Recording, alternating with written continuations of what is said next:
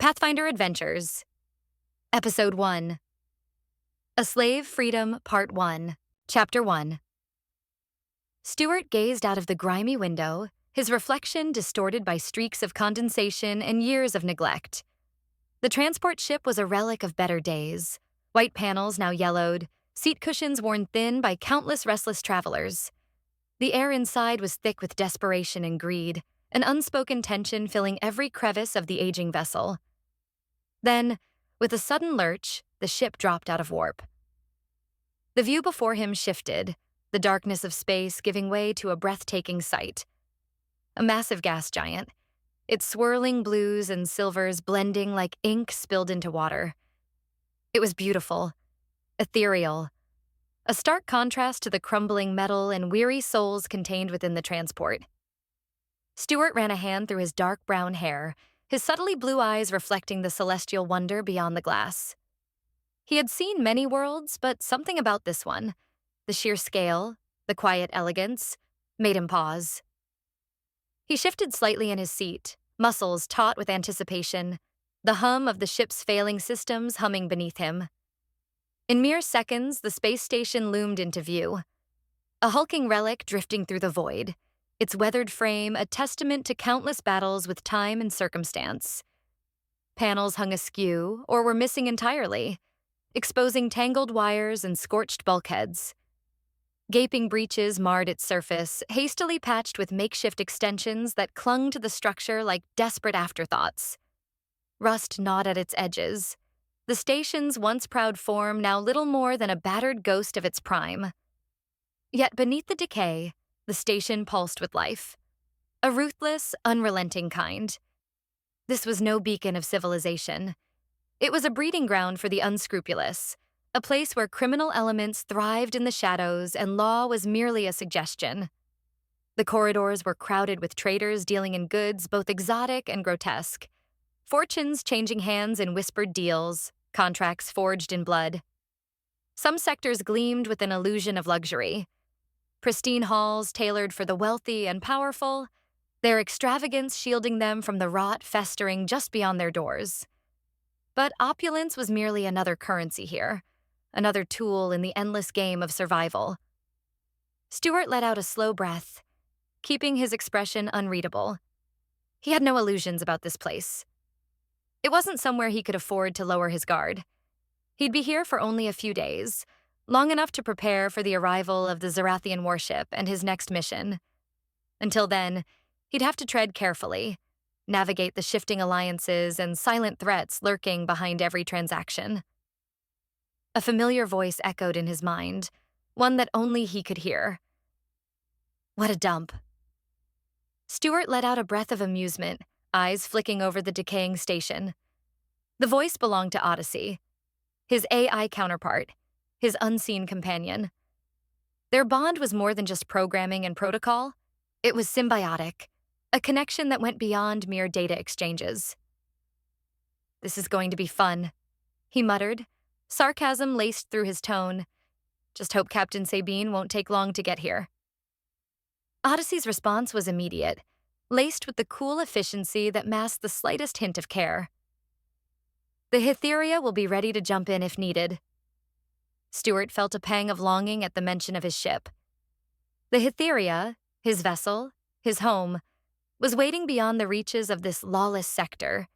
It was too recognizable, too valuable to risk bringing into a den of criminals who would see it as nothing more than another prize to claim. For now, he had to rely on stealth, wit, and the silent presence of Odyssey in his mind, and keep his guard up. The transport ship shuddered as it latched onto the docking bay, its aging systems groaning under the strain. With a hiss of decompression, the airlock opened and Stuart stepped onto the station's deck. The moment his boots met the metal floor, he felt it, a shift in the air, a weight pressing against his senses. He took a slow breath, absorbing the details around him. The station's interior was somehow worse than its exterior. Panels hung loose, exposing the station's skeletal frame in places where repair had been abandoned. Graffiti sprawled across the bulkheads in chaotic layers. Gang insignias, crude warnings, desperate pleas scrawled in fading ink. The floor was littered with scraps of discarded packaging, broken components, and stains he didn't care to identify. Beyond the dim glow of flickering overhead lights, shadows pooled in the recesses of the docking bay. In those darker pockets, figures lingered. Beggars wrapped in ragged cloaks, their sunken faces watching with wary, hollow eyes. They were the ones who had fallen through the cracks, forgotten souls scraping by in a station that offered no mercy. Odyssey's voice hummed softly in his mind. Charming, really rolls out the welcome mat. Stuart smirked but didn't respond. He kept his pace measured, movements controlled. This was no place to look uncertain, no place to let your guard slip. Stuart started toward the docking bay exit, his stride deliberate, measured. As he walked, he spoke under his breath, just enough for Odyssey to hear. Right, time to blend in. Best behavior, best face forward, assuming this lot actually notices faces and isn't too busy stabbing each other over the price of oxygen. Also, I might not respond to you every time we're in public.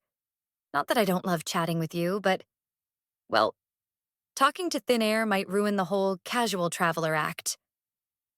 Odyssey's voice, laced with that ever-present mix of dry amusement and razor-sharp intelligence, chimed in. Oh, sure. Wouldn't want them thinking you're unstable. No. Better to let them believe you're just another mysterious stranger with a questionable fashion sense and a talent for survival. Rude. Stuart adjusted the collar of his jacket, feigning offense. Accurate. Odyssey didn't miss a beat. Then her tone shifted, just enough to remind him she wasn't only here for banter. And don't tell them you're human.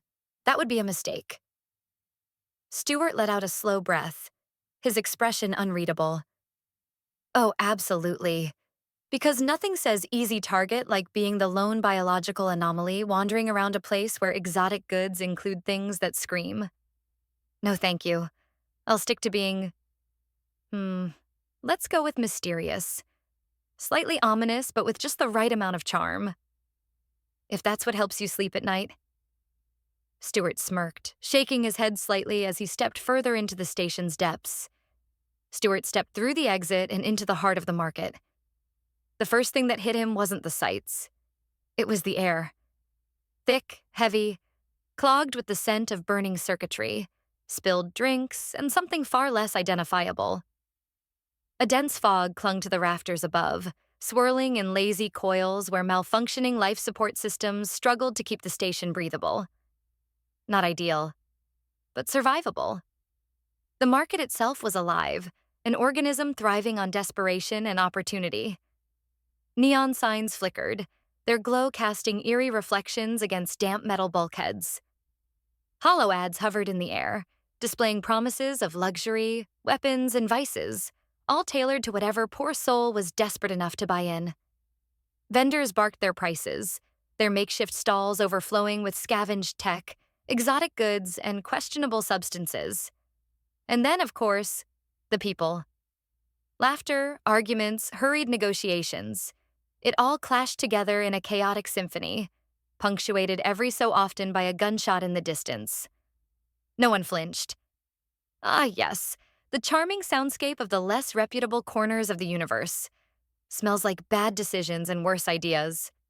Odyssey murmured, her voice threading through Stuart's mind with a mix of dry amusement and razor-sharp wit. Don't forget creative interpretations of legality. Stuart muttered under his breath, weaving through the crowd, keeping his movements fluid but unremarkable. Oh, never. It's practically the foundation of this place, Odyssey quipped, her tone laced with casual confidence. Stuart adjusted his pace, eyes scanning the stalls, the faces, the exits. He wasn't here to make trouble, but trouble had a way of finding people like him. As Stuart moved through the market, weaving between stalls packed with everything from questionable rations to high-grade weapons, one caught his attention. A comic book stall, or rather, the alien equivalent of one. Stacked holographic panels flickered with shifting covers, their glossy projections displaying vibrant, exaggerated artwork. Some depicted warriors locked in battle, others showcased distant worlds teeming with impossible creatures. But one particular comic drew him in. Pathfinder Adventures, Volume 12. Stuart picked it up, the weight of it oddly familiar despite its alien craftsmanship. He flipped through a few pages, skimming the chaotic illustrations and alien script. And then he saw it, a character unmistakably based on him. Almost. The figure was taller, broader, with a sharper jawline and dramatically styled hair that Stuart had certainly never had. His eyes were an unnatural shade of gold, his attire riddled with impractical but undeniably stylish armor. And for some inexplicable reason, the artist had given him horns.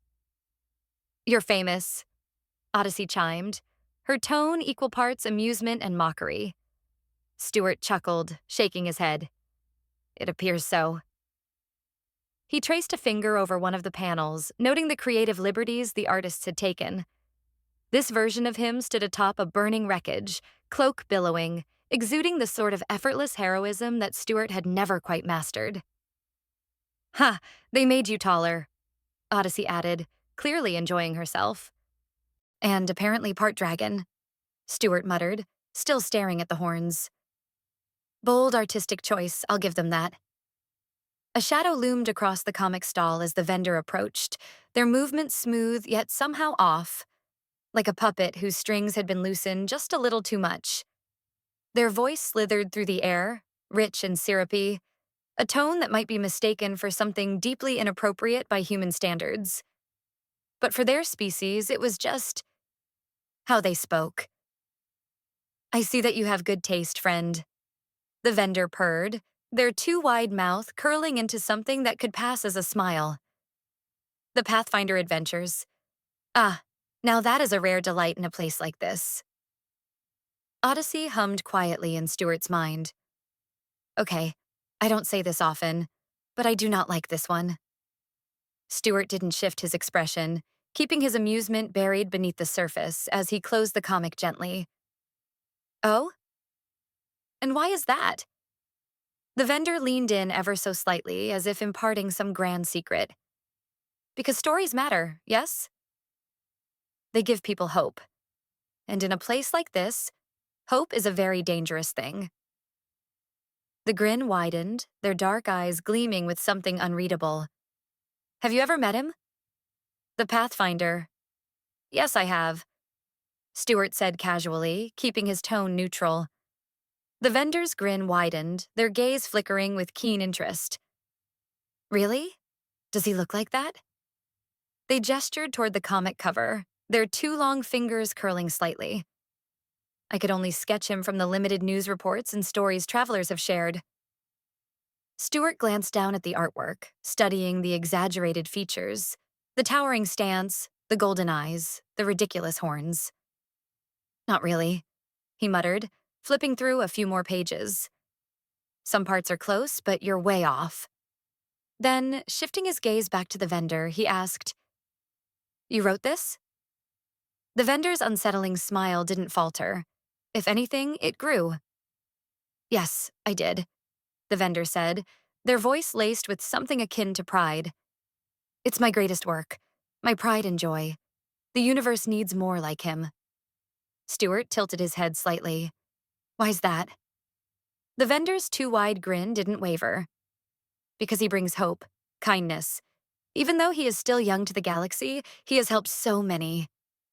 Stuart studied them for a moment before remarking, "Sounds like you admire him."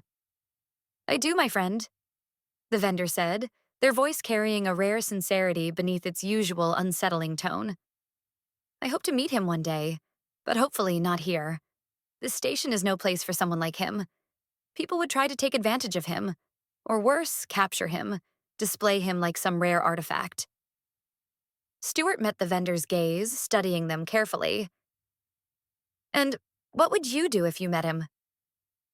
The vendor's too wide smile curled further, their dark eyes gleaming with something between admiration and longing.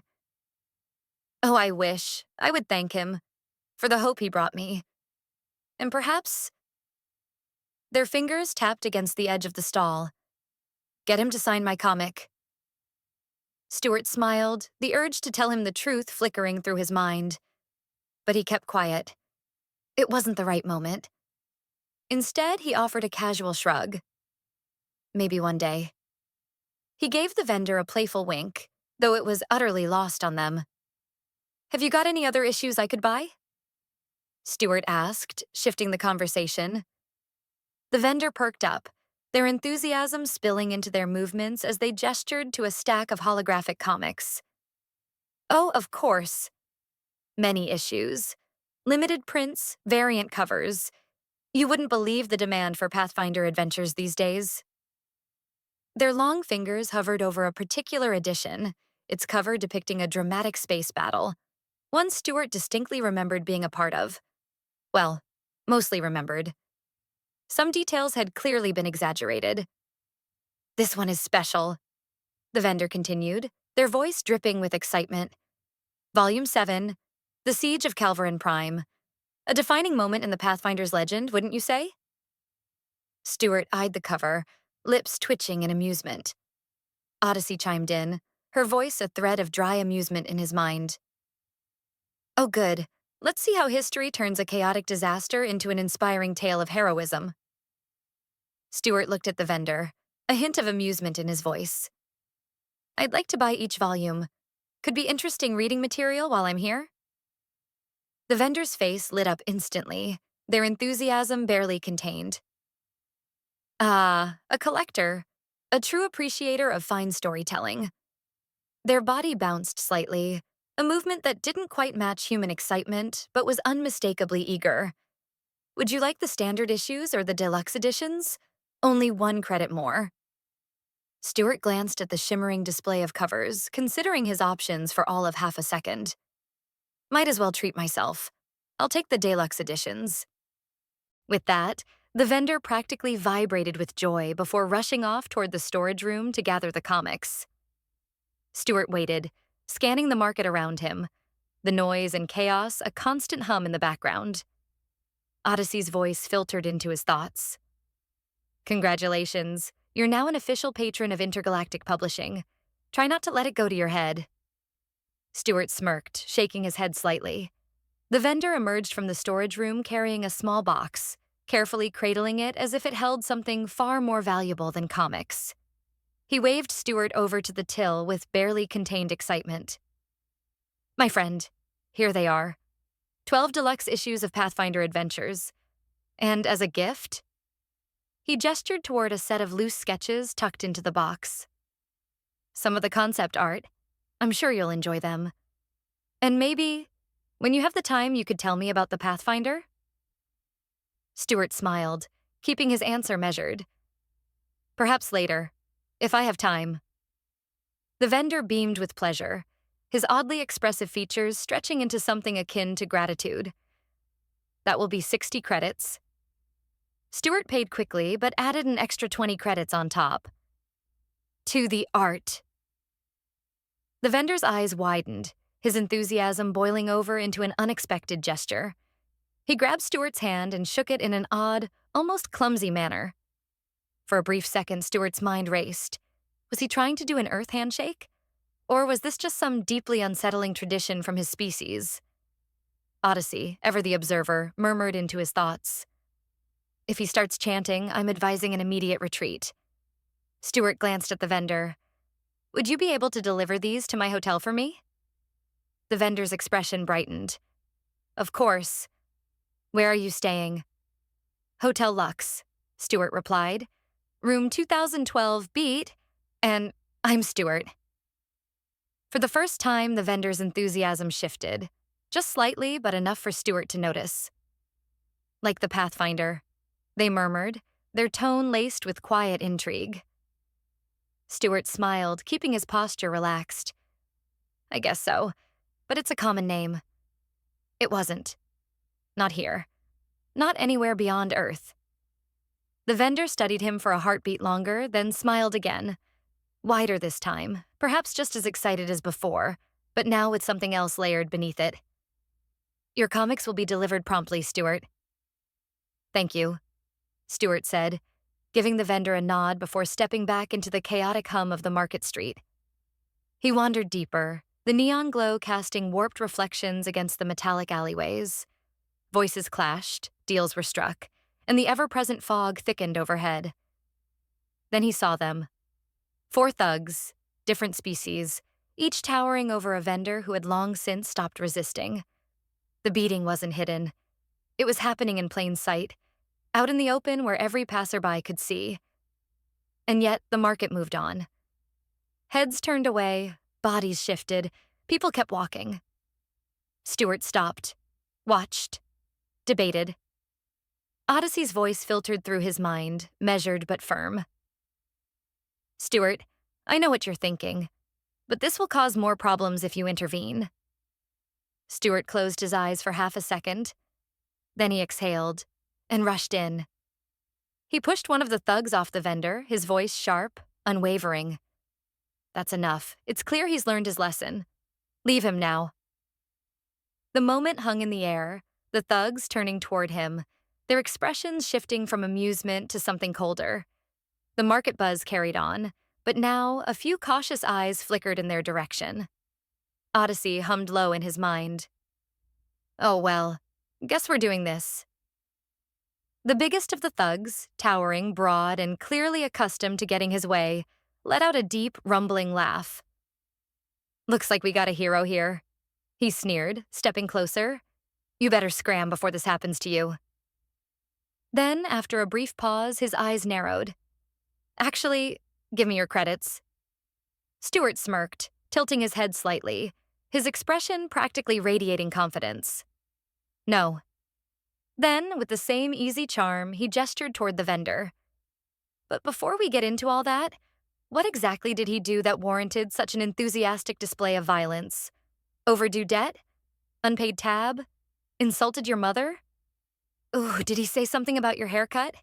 Because if I'm honest, I think it's salvageable, but I can see how some might find it disappointing.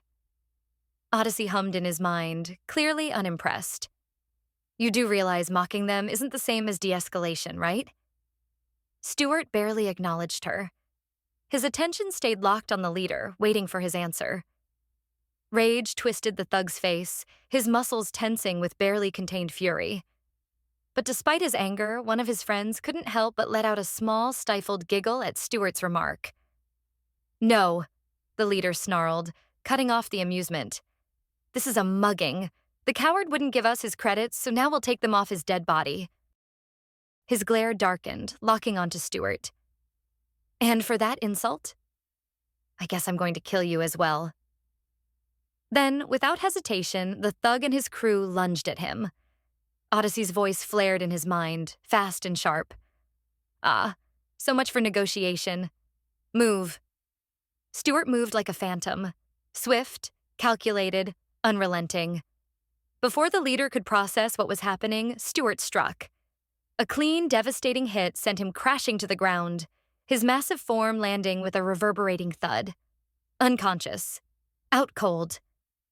The remaining thugs froze for half a second, exchanging a glance of shocked hesitation. Then fury took over. They rushed him. Stuart didn't retreat. He stepped forward. The first thug swung wild, a massive arm aiming for his skull. Stuart ducked, twisted, and in one fluid motion, caught the attacker's wrist and snapped it backward with brutal precision. A crack split the air. The thug screamed, stumbling away, clutching his broken wrist in agony. Another lunged, aiming to tackle him, but Stuart sidestepped just enough for momentum to betray him. As the thug lost balance, Stuart drove his knee into his ribs. A direct, crushing blow. The attacker wheezed violently, doubling over, gasping for breath that refused to come. The last one hesitated, just for a second. But that was all Stuart needed. He pivoted sharply, delivering a clean, snapping punch straight to his face. A sickening crunch followed as the thug staggered back, blood spilling from his shattered nose. That was it. They scrambled away, vanishing into the market's depths, leaving their leader sprawled on the ground like discarded cargo. Odyssey's voice hummed through Stuart's mind, dry as ever. And that, ladies and gentlemen, is why we don't mug mysterious strangers. Stuart rolled his shoulders, barely winded. Didn't even get a monologue in. Shame, really. Stuart stepped forward, the chaos of the fight already melting into the background noise of the market. He knelt beside the beaten vendor, his movements brisk but deliberate. With a quick flourish, he placed a hand on the vendor's shoulder, his voice light but laced with sincerity. Right then, how's the damage? Broken bones? Bruised dignity? Or just an overwhelming urge to never step foot in this place again? The vendor winced, shifting slightly but managing a weak chuckle despite the pain. I'll live, he murmured, his voice hoarse but grateful. You didn't have to do that. Stuart exhaled sharply, glancing around the market with mock casualness. Oh, didn't I? See, that's the thing about situations like this. When people look the other way, it sort of makes me want to do the complete opposite. He leaned in slightly, lowering his voice with theatrical intrigue. Call it terrible impulse control or just an annoying sense of justice, but here we are. The vendor let out a breathy laugh, exhaustion flickering in his gaze, but something else too. Respect. Stuart extended a hand, his voice steady but urging. Come on, let's get you out of here before they decide they want a rematch. The vendor hesitated only for a fraction of a second before reaching out. His hand, scaled, clawed, gripping with a strength that belied his injured state, closed around Stuart's. There was a weight to him, a presence both humanoid and reptilian, his form resembling something between a raptor and a man. As Stuart braced him, helping him rise, he could feel the sheer power beneath the vendor's battered exterior. A few cautious eyes flickered toward them from the market stalls, but still, no one moved to interfere. The station thrived on survival and secrets, and it was clear that this moment, this act of defiance, was already fading into the haze of everyday brutality. As the vendor steadied himself, his breathing uneven but determined, he looked at Stuart with an expression unreadable yet deeply aware. Thank you, the vendor rasped, straightening slightly. May I buy you a drink as thanks for saving my life? Now that his voice had cleared, it sent a distinct shiver down Stuart's spine. Every word carried a hiss, stretched and slithering through the air like a whisper from something ancient. Stuart hesitated, not entirely sure if accepting was the best idea. But turning it down outright? That might come across as rude, and if he'd learned anything about strange places, strange customs, and strange people, it was that politeness could be a powerful tool. All right, he said, reluctantly but with a casual shrug. Where do you recommend? The vendor's reptilian eyes gleamed as he motioned deeper into the market. Follow me. I know just the place. As they walked, the vendor spoke, his tone carrying a hint of amusement. Do you have a name, hero? Or shall I keep calling you that? Stuart smiled, light but knowing. It's Stuart. The vendor turned to him, curiosity flickering in his reptilian eyes. That's a unique name. I've never heard it before. Common where I'm from, Stuart said casually, despite knowing that wasn't entirely true. Anyway, the vendor continued, his voice smooth. My name is Zyrek. Chapter 2. They reached their destination, a bar, cleaner than the rest of the station, standing apart from the usual grime and disorder. Inside, the design was striking. Alien steampunk, a fusion of dark patterned walls, brass-toned metals, and sleek black leather seating. Zyrek gestured toward a booth tucked deep in the corner, a space that seemed purposefully placed away from prying eyes. As they walked, Stuart noticed something. People nodding, acknowledging Zyrek as they passed. Some inclined their heads subtly, others merely flicked their gaze toward him before continuing their business. And then, in the hum of conversation, whispers began. Low, cautious, quiet enough that Stuart only caught fragments. Zyrek was known here. Respected? Feared? It was unclear, but there was weight to his presence. Stuart's posture shifted ever so slightly, his instincts kicking in, a quiet unease settling in the back of his mind. Just who was Zyrek? Stuart kept his voice low, ensuring Zyrek couldn't overhear. Odyssey, can you find out who he is? Please. Seconds passed, long enough to feel deliberate. Then Odyssey's voice filtered into his mind, smooth but edged with something cautious. There's no record of him, Stuart. Either he wiped his name from known databases, or he wasn't born anywhere inside galactic known space. A slow realization settled in. Whoever Zyrek was, he either had the means to erase himself, or he came from somewhere far beyond the reach of the galaxy's established networks. Neither option was particularly comforting. Stuart slid into the booth, keeping his movements relaxed, outwardly at least. Odyssey, can you neutralize the alcohol in these drinks? Probably best not to get drunk here. His voice remained low, deliberate, the kind of casual request that carried far more weight than the words themselves. Zyrek watched him, expression unreadable as the bar's ambient hum wrapped around them. Odyssey's voice filtered through his mind, smooth, warm, reassuring.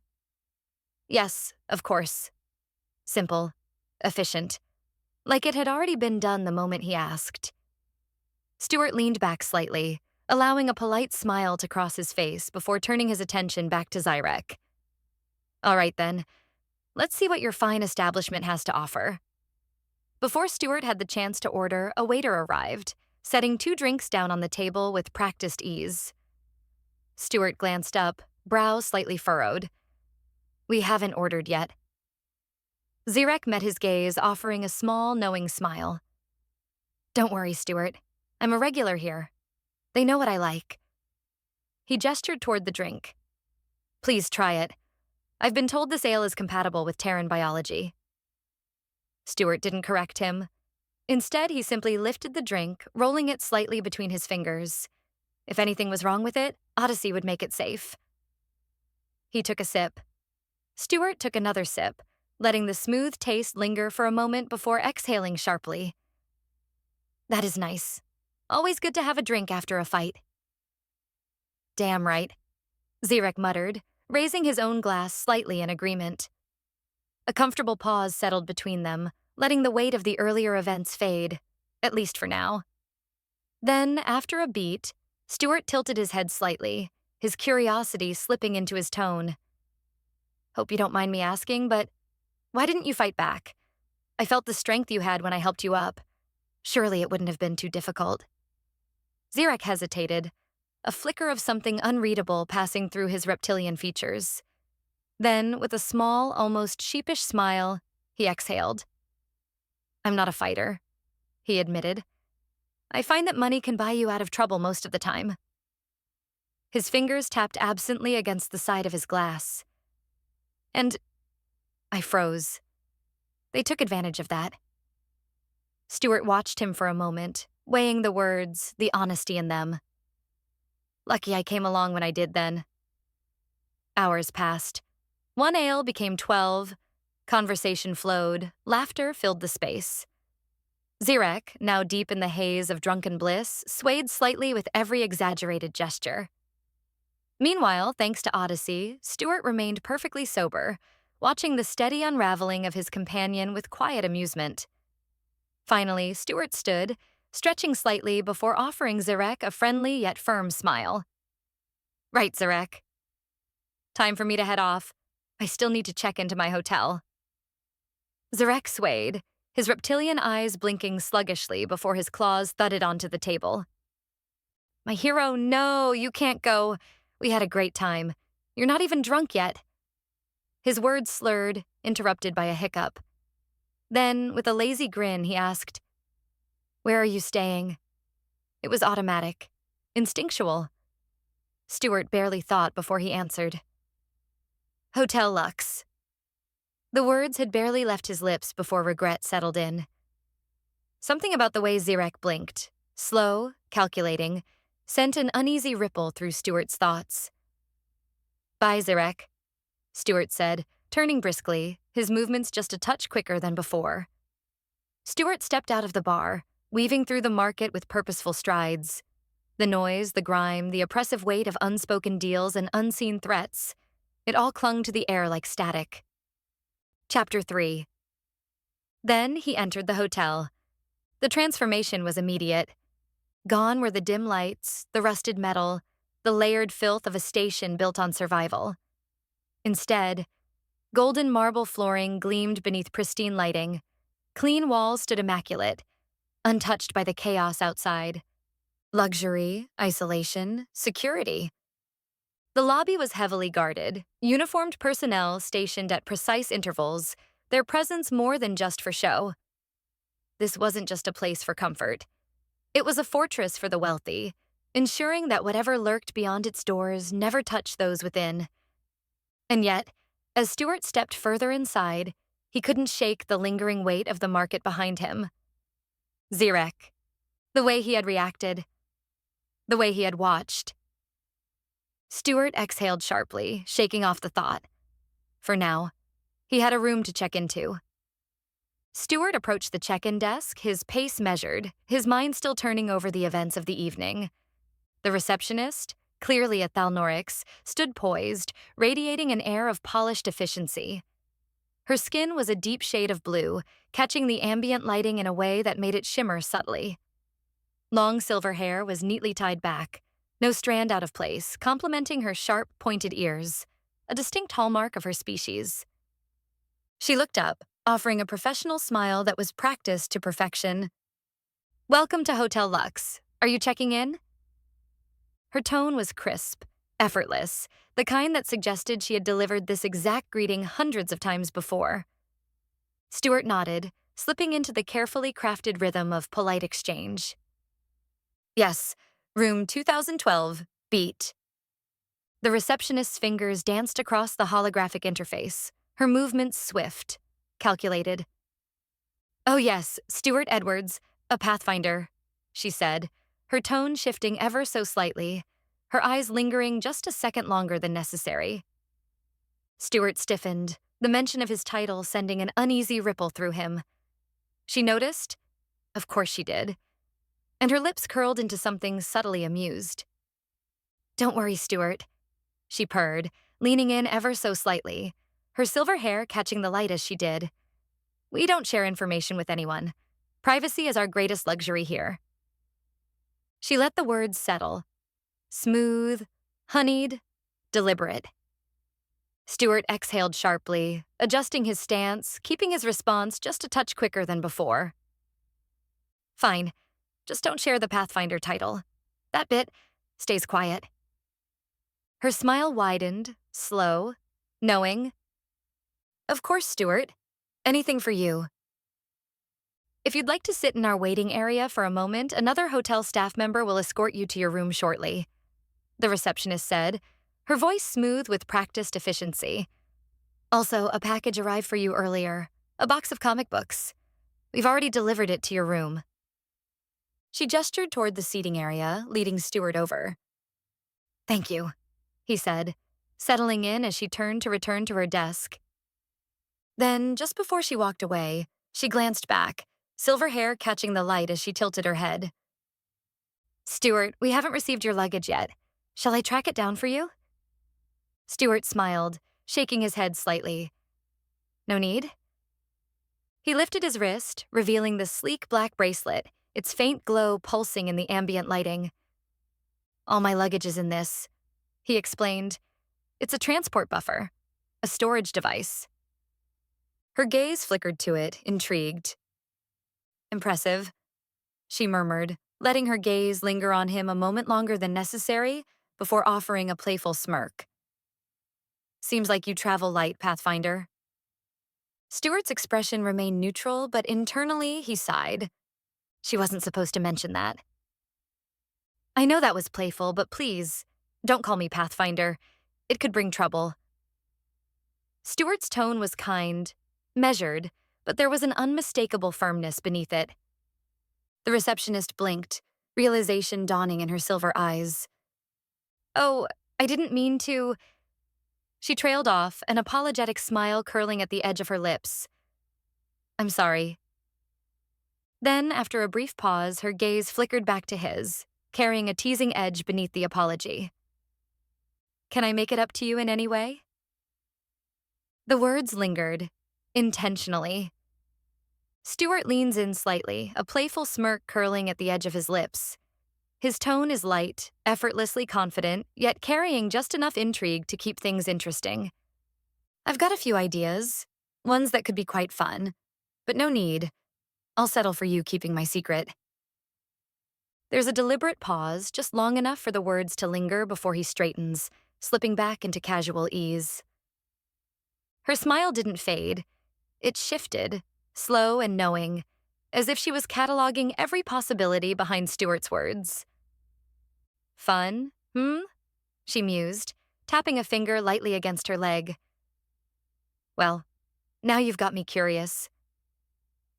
Then, with a playful tilt of her head, she added, but don't worry, I'm very good at keeping secrets. Her tone lingered, suggestive but light, before she finally straightened, slipping back into polished professionalism. Enjoy your stay, Stuart. And just like that, she was gone, leaving nothing but the faint scent of something expensive and the quiet hum of the hotel around him. Stuart settled into the waiting area, the hum of the hotel washing over him. Soft ambient lighting, the gentle murmur of conversations, the occasional click of polished shoes against marble flooring. A few minutes passed before another staff member approached, dressed in the same crisp uniform as the receptionist. Professional, poised. "Mr. Edwards?" the attendant said with a polite nod. "Your room is ready. If you'll follow me?" Stuart rose, offering a small smile, slipping back into easy charm as he followed through the elegant hallways, the atmosphere growing quieter with each step. Then they arrived. The attendant gestured toward the door. "Room 2012 beat. Everything you need should be inside. If you require anything, simply call down." Stuart gave a short nod. "Appreciate it." The door slid open, and he stepped inside. Luxury met him immediately. Sleek, modern design, yet with a warmth that didn't feel sterile. Soft golden lighting illuminated the space, reflecting against deep wood furnishings and dark, textured walls. The main lounge area stretched out before him, with a plush seating arrangement and a panoramic window offering a sweeping view of the station's exterior. Endless stars scattered beyond, distant ships flickering in the void. To the right, a separate sleeping area housed an oversized bed, neatly made, rich fabrics draped effortlessly over it. And there, resting on the table near the seating area, a box. His comics. The soft hum of the station barely reached him as Stuart locked the door, securing the quiet sanctuary of his quarters.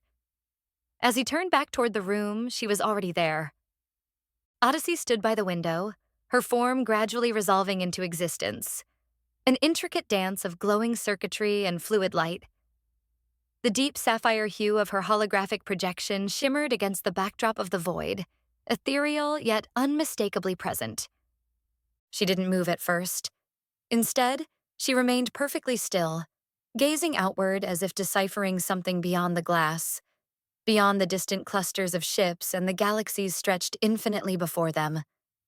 The soft pulse of energy beneath her translucent skin shifted subtly, tracing patterns that flickered in quiet rhythm. Odyssey turned to Stuart, her gaze flickering briefly over the room. "Nice place. A bit over the top for my taste, but at least it's safe." Stuart wandered toward the sofa, letting gravity take over as he dropped onto it with a heavy thud. A clear surrender to exhaustion. Odyssey approached, her movements smooth, unhurried. As she sat, her programming adapted in real time, adjusting the way her weight distributed. Seamless, precise, unnervingly natural. No flicker, no artificial hesitation. Just presence, as if she truly belonged within the tangible world. "It is, isn't it?" Stuart replied, his voice carrying the faint weight of exhaustion. He let the quiet settle around him, allowing the stillness to do its work, to decompress, to breathe, to exist without urgency. After a moment, he turned his head toward Odyssey. "Think you could project a movie for me?" A holographic screen flickered to life before him. Solid in form, yet intangible, its presence undeniable despite its lack of substance. Odyssey and Stuart watched the movie, the ambient glow of the projection casting shifting hues across the room. In between scenes, Stuart ordered food, brief exchanges punctuating the quiet comfort of the moment. When the credits rolled, Stuart pushed himself up from the sofa, stretching slightly. I need to get some sleep. Night. Odyssey leaned back, arms folding in mock relaxation as she smirked. Good night, Stuart. Try not to have any bad dreams, she teased, her tone laced with playful mischief. Odyssey's form flickered once before vanishing, the soft glow of her presence dissolving into nothing.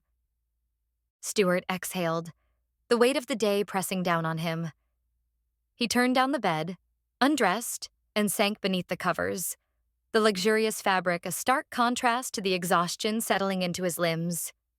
It took only moments before sleep claimed him, pulling him into its depths with effortless certainty.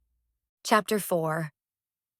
The new day arrived quietly, slipping into the room unnoticed as Stuart remained lost in sleep. His mind pulled him back to earth, home. The familiar sights and sounds of his past unfolded in his dreams, warm and comforting. Oddly, Phil, his guinea pig, made an appearance. But Phil could talk, or at least he tried. His words tumbled together in a chaotic mess, nonsensical yet strangely profound, as if meaning lurked just beyond comprehension. Just as the dream approached an almost perfect moment, reality shattered it. A sharp knock at the door dragged Stuart from sleep's grasp. His body protested, heavy with lingering exhaustion. Blinking against the dim glow of the room, he swung his legs over the side of the bed, rubbing his face as he forced himself into awareness. Groggily, he reached for his trousers, tugging them on with slow, uncoordinated movements. His bare torso caught the chill of the space as he shuffled toward the door, his hand running absent-mindedly through his almost perfect hair.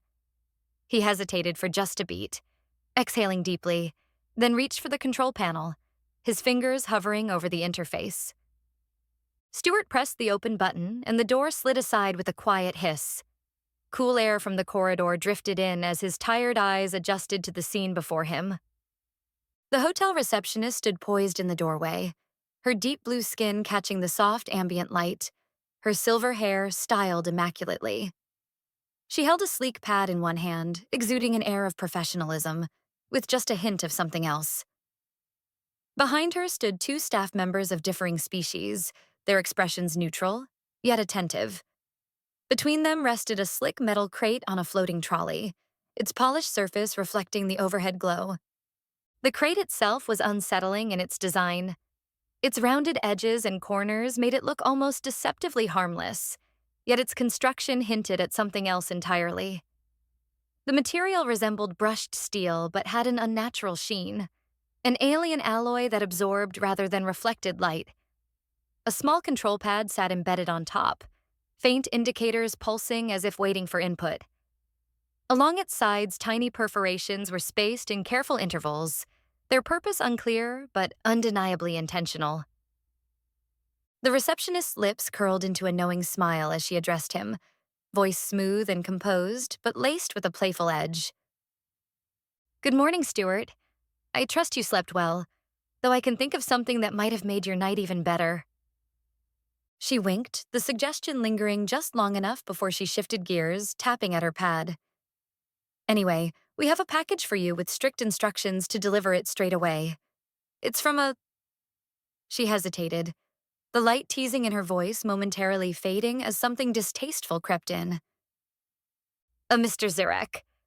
The way she said the name carried an unmistakable edge, as if merely speaking it left a bad taste in her mouth. The name Zyrek stripped away any lingering traces of sleep. Stuart's gaze settled on the crate, his eyelids narrowing slightly, an expression of both intrigue and wariness. Something about it felt off, though whether it was the package itself or the name attached to it, he couldn't be sure. He turned his attention to the receptionist, his voice measured but expectant. Zyrek, you said? She held her smile, but her tone betrayed something else, something guarded. Yes, Stuart. A deep breath escaped him as he stepped aside, allowing the two hotel staff to wheel the crate into the room. They moved with quiet efficiency, placing it carefully on the floor before retracting the floating trolley and making their exit. The receptionist approached him, her posture still effortlessly composed. She lifted the pad slightly in his direction. "May you sign here to confirm delivery, Stuart?" He signed without hesitation, though his mind churned over possibilities. What was Zyrek up to now? As the receptionist turned to leave, Stuart caught her arm gently, but deliberately. "Do you mind staying for a second?" His tone lacked the flirtation she might have expected, replacing it instead with something weightier: concern. Her silver brows lifted ever so slightly. "I could be mistaken, but you've heard of Zyrek, haven't you?" "I have, Stuart." The receptionist's voice softened, tinged with something weightier. Without another word, she wandered over to the control panel and pressed a button. The door sealed shut behind her with a quiet hiss, as if locking the conversation into place. She returned to him, measured and deliberate. Stuart watched her closely. "That bad?" Her gaze flickered, hesitation barely perceptible before she finally spoke. Low, cautious, as though she didn't want anyone overhearing. "He's a monster." A glance at the crate, then back to him. "He deals in very exotic goods, the kind that involve slaves." The words landed heavily, laced with quiet disgust. She didn't need to elaborate. The implications were enough. Stuart tracked her gaze to the crate, unease settling into him. Then, something shifted in her posture. She stepped forward, closing the space between them, and pressed a hand lightly against his chest. Not a flirtation, but something far more genuine. Concern. "How do you know him?" Stuart sighed, rolling his shoulders as if shaking off the memory. "I ran into him on my way here. Some thugs were attacking him. I stepped in, got rid of them. After that, we had a few drinks." Her fingers lingered briefly before she withdrew, her expression tightening in thought. "That was noble of you." Her voice carried no admiration, only quiet conviction. "But in this case, you should have let them finish the job. The galaxy would be better off without him." Stuart met her gaze, expecting hesitation. Second thoughts, a hint of uncertainty. There was none. She meant it. Zyrek should have died. The weight of that settled into him, thick and uncomfortable. "You think someone's in there?"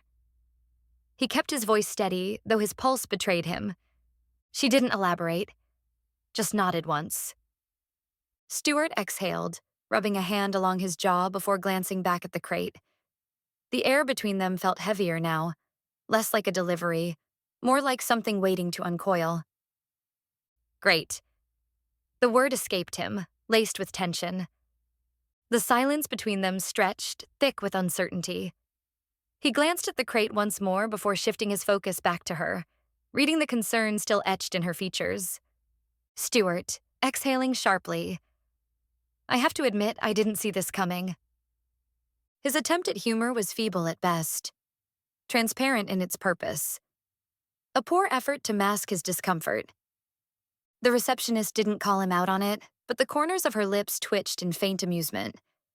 Their eyes met, and for a brief moment the heaviness of the situation softened. "Thanks for telling me," he said, his tone carrying more sincerity than the joke before it. "Can I ask for your name?" The receptionist held his gaze for a beat, then smiled, this time warm and genuine. "It's Xyla." The name came softly off her lips, almost delicate. "That's a lovely name," Stuart said, warmth threading through his voice. Xyla blushed, the deep blue of her cheeks shifting to a lighter shade. It was subtle, but enough to suggest that perhaps no one had ever complimented her name before. She placed a hand gently on Stuart's arm, taking a step closer. Then, without hesitation, she leaned in and pressed a kiss to his cheek. It was brief, just a fleeting touch, but time seemed to slow around them. The warmth of it settled into him, soft and unexpected. Comforting. When she pulled back, Stuart let a small, playful smile creep in. "What was that for?" Xyla mirrored his smile, her voice quiet, almost shy. It was a thank you." She held his gaze a moment longer, something unspoken passing between them. Then, tilting her head, she glanced toward the crate before turning back to him. "If you need anything," she murmured, her voice smooth, "just call and ask for me." Her next words carried a shift in tone, subtle yet unmistakable. "It would be a pleasure to help." That last word lingered, soft, slow, carrying a hint of something deeper. Xyla let go of Stuart's arm, exhaling softly. "I better get back to work." Her voice held warmth, but beneath it lingered a trace of regret, like she didn't truly want to leave. She stepped toward the door, the panel sliding open with a quiet hiss. But just before crossing the threshold, she glanced back over her shoulder, her posture deliberate. An elegant display. One final look. Stuart caught himself staring. He couldn't help it. Then the door sealed shut, locking her away, leaving him stranded in the moment. His gaze fixed on the door, his mind flooded with uninvited images. And then, Odyssey's voice slipped effortlessly into his thoughts, smooth and precise, laced with that ever-present knowing edge. "Once you're done staring at the door like a lovesick puppy, we have a situation. There's a life sign in the crate." Stuart blinked, snapped from the haze of lingering thoughts. His gaze locked onto the crate, tension replacing whatever had been there before. "What kind of life sign?" His tone was serious now, all traces of distraction gone. Odyssey didn't miss a beat. "She's Calarian. Female. By her size, she's fully grown." She hesitated, just slightly. When she spoke again, the usual wit in her voice was tempered with something heavier. "It's tight in there, Stuart. She doesn't have much space to move." Stuart walked over to the crate, leaning in as he pressed the control pad. The crate reacted instantly, its structure folding inward with smooth, mechanical precision. Panels collapsed in on themselves in a seamless motion, shrinking down until all that remained was a square plate on the floor. But what was inside made Stuart's stomach twist. She was crammed into the steel cage like cargo. No space to move, no room to breathe. Her knees were jammed against her chest, her head forced down between them, arms wrapped tightly around her legs. Not in comfort, but in surrender. There was nowhere else for them to go. The bars had carved deep into her skin, bruises and indentations marking her arms, her shoulders, her thighs. Each breath was shallow, constrained by crushing confinement. Her body barely shifted. Stuart stepped closer, searching for her face, but the way she was hunched, folded into herself, made it impossible to truly see her. What he did see twisted his gut. A thick, brutal metal collar was locked around her neck, a gag strapped tightly over her mouth, silencing whatever voice she might have had. His pulse spiked. He wasted no time unlocking the cage, working swiftly, his hands steady despite the anger simmering beneath his skin. The door swung open. She didn't move. She just sat there, curled into herself, like freedom was something she no longer recognized. And that, more than anything, hurt him. Not just the state she was in, but the fact that someone had done this, had made her believe she had nowhere else to go. Stuart was angry. Not at her, but at Zyrek. The thoughts came fast, unrelenting. How he had saved him. How, in that moment, he'd believed he was doing the right thing. And now, Xyla had been right. He should have died. But there was no taking it back. Stuart forced himself to steady, exhaling slowly. He softened his voice, making sure his words carried the warmth she needed to hear. "It's okay," he said gently. "You're safe now. No one's going to hurt you. You don't have to be afraid." She moved hesitantly, her legs unfolding with slow, deliberate motions as she scooted forward. Tremors ran through her muscles, weakened by confinement, each movement carrying the weight of exhaustion. But Stuart stayed close, ready to catch her if she fell, while still giving her enough space so she wouldn't feel threatened. She rose slowly, but there was no life in the motion, only obedience. Her back remained straight, shoulders squared, hands resting at her sides. Not out of choice, not out of dignity, just habit drilled into her bones. She didn't shift to relieve her stiffness, didn't adjust to ease aching muscles. She simply stood, because that's what she was supposed to do. Her chin dipped ever so slightly, avoiding direct eye contact. Not in fear, not in defiance, but because this was how she had learned to exist. A stance beaten into her by repetition, by survival. Her legs trembled beneath her, but she made no attempt to steady herself. The strain didn't matter. The exhaustion didn't matter. She didn't matter.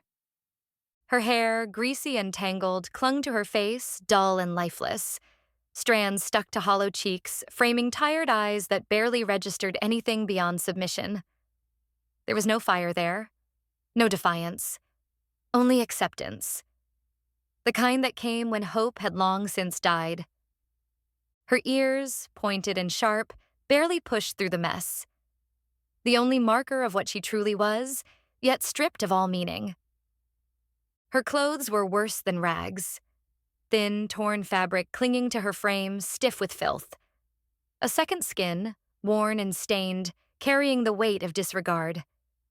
Silver cuffs encased her wrists and ankles, their sleek, futuristic design coldly efficient against her battered skin.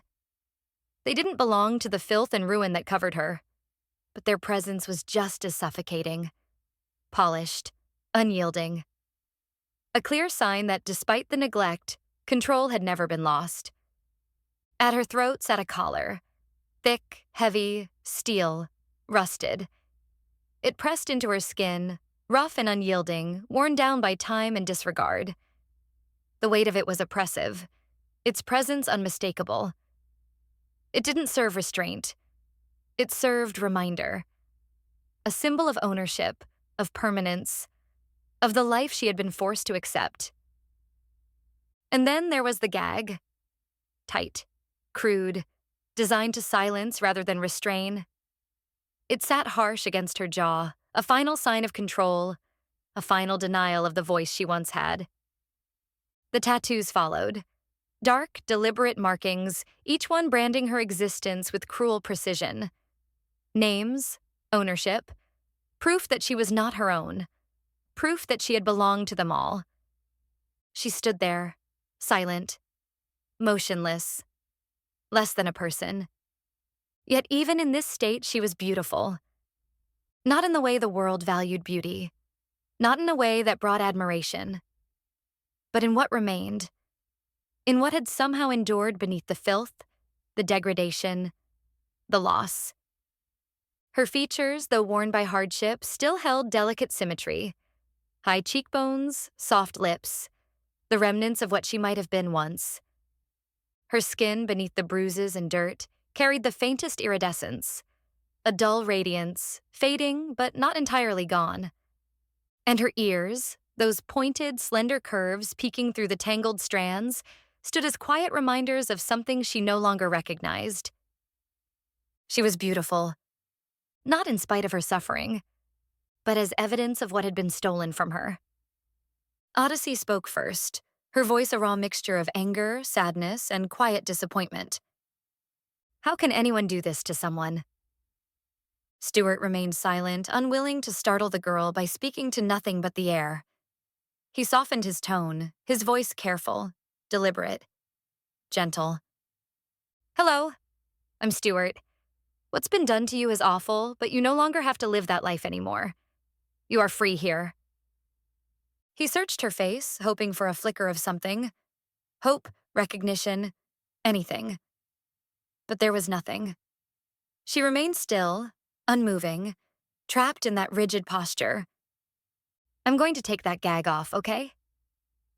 Still, no response. Not a nod. Not even the slightest shift in her stance. Stuart moved slowly, approaching from behind, hands steady as he reached for the buckle. It was tight. Too tight. The kind of tight that bruised, that hurt. He circled to her side, working carefully to loosen it. The gag was barbaric. A metal muzzle built for silence, cruelly efficient in its design. It wasn't just meant to restrain, it was meant to deny. When he finally removed it, her mouth fell open slightly and she drooled. Uncontrolled, unavoidable. Then, barely above a whisper, he heard her voice for the first time. Flat, empty, devoid of anything human. I apologize, Master. Stuart held the gag in his hand, turning it over once before speaking, his voice gentle but firm. There's no need to apologize. And please, don't call me Master. I will never own you. He watched her again, searching for something. A flicker, a shift, anything. But nothing came. She remained as she was, unmoving, unfeeling. Stuart took a slow breath, closing his eyes for a brief second, pulling himself back into center before exhaling. When he opened them again, there was resolve. Without hesitation, he strode over to the bin and tossed the gag inside. The machine emitted a soft hum as it broke the object down into nothing. Reduced to atoms, erased. Gone.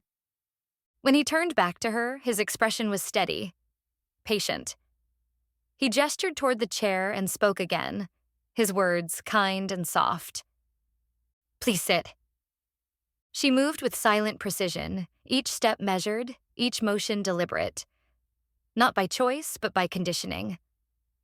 Her legs trembled slightly beneath her, the strain of captivity still lingering in every muscle. When she reached the chair, she lowered herself carefully, methodically, as if sitting were just another choreographed routine drilled into her over time. She perched at the edge, her posture unchanged, rigid, upright, unnatural, as if standing in place had simply transferred to this new surface. Stuart watched, his gaze steady but thoughtful. He made sure to keep space between them, ensuring that the moment belonged to her, that she wasn't pressured, only offered something she had never been given before. Choice. Once she was settled, he lowered himself into the chair opposite her, movements slow and deliberate, mirroring the care he wished to show. Then, his voice, kind and measured. Do you have a name? Her response was immediate, rehearsed, spoken with ease but empty of meaning. I am slave BD25, Master. Stuart closed his eyes for a moment, shaking his head. The weight of that word, slave, the practiced way she said it, the way she had accepted it as her identity. It sat like a stone in his chest. When he opened them again, his gaze was steady, gentle. His voice remained sincere, kind. Surely that's not your name. That's a number. What is your real name? Xyla. It was barely a whisper, as though testing the name out, feeling the shape of it in her mouth. And then, louder, more practiced. It's Xyla, Master. Stuart gave her a kind smile, though she didn't see it. Her head still bowed, posture unchanging. That's a lovely name, Xyla. He said it with deliberate care, with purpose, hoping to wake her, to shake something loose from the nightmare that had become her reality. But still, nothing. Xyla, can you please look at me? It's not that fun talking to your hair. The joke was light, meant to chip away at the weight hanging between them. And for the briefest second, just a flicker, she flinched. Not a full recoil, not even a noticeable twitch. Just the slightest tension in her shoulders, a hint of something reacting to the unexpected softness in his voice. Then, just as quickly, she forced herself back into stillness. Slowly, Xyla lifted her head, her movements precise yet lifeless, like a mechanism operating on command. Her gaze met Stuart's, and he held it, searching, hoping. But there was nothing. No sadness, no pain, no fear. Not even numbness. Just emptiness. She was like a machine, responding as programmed, functioning only because she had been taught that this was what she was supposed to do. Stuart kept his voice light, soft, almost teasing, trying to offer something different than what she was used to. Xyla, this may be a silly question, but silly questions are my thing. Are you okay? Her answer came quickly, but not the way Stuart expected. Her voice was flat, neutral, practiced. Not a response, but a recital. I am, Master. I am ready to serve you. I am able to meet all your needs, clean, cook, sex, and any other task you wish of me. I am yours. Your property, Master. It was clinical, detached, a presentation of capabilities, not a person speaking, but something offering specifications. Like she wasn't a person. Like she was just a tool, an object made for use, not for living. Stuart exhaled, his voice firm but gentle, unwavering yet kind. No, Xyla. He wasn't angry. He wasn't harsh. But his words carried certainty, a quiet finality. You will never serve anyone like that again. His tone softened, shifting, pushing hope toward the places inside her that had long been abandoned. You are so much more than property, Xyla. You are someone who deserves love, happiness, and the freedom to make your own choices. For the briefest second, a fraction of a moment, her eyes shifted. Something flickered, but too fast, too subtle to know what. A reaction. Not enough to be understood. Not enough to reach her. But something was there. And Stuart didn't push. He didn't demand. He simply let the moment exist. Stuart stood and began pacing the room, deep in thought. Xyla's gaze never wavered. She tracked his movements with unsettling precision, her eyes locked onto him as if she were following an unspoken command. She wasn't watching out of curiosity or uncertainty. She was waiting. Waiting for instruction. Waiting for orders. Stuart paced back and forth, considering his next move. Then suddenly he stopped, turning toward Xyla. I'm going to talk to Zyrek. In the meantime, just relax or take a shower. Your choice. He was about to leave when he realized he wasn't wearing a shirt. With a brief sigh, he grabbed the dirty top he had worn the previous day and shrugged into his jacket. Stuart was halfway to the door when Xyla's voice, soft yet urgent, cut through the space. No, Master. There was fear in her tone. I'm sorry, Master, for speaking out of turn. Her voice was quiet, automatic.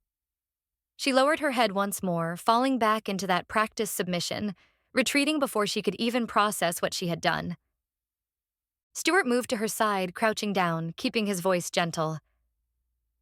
What's wrong, Xyla? Please tell me. She lifted her gaze again, and Stuart saw it. True fear, raw and unguarded. If you go to him, he'll think I'm bad goods, she said, her voice tight with anxiety. He'll punish me and then...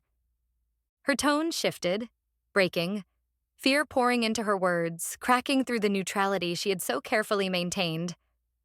Liquidate me. Stuart's expression flickered, a subtle shock passing over his face. Liquidate, he echoed, the words sitting heavy between them. Xyla pleaded, her eyes wide, her breath shallow.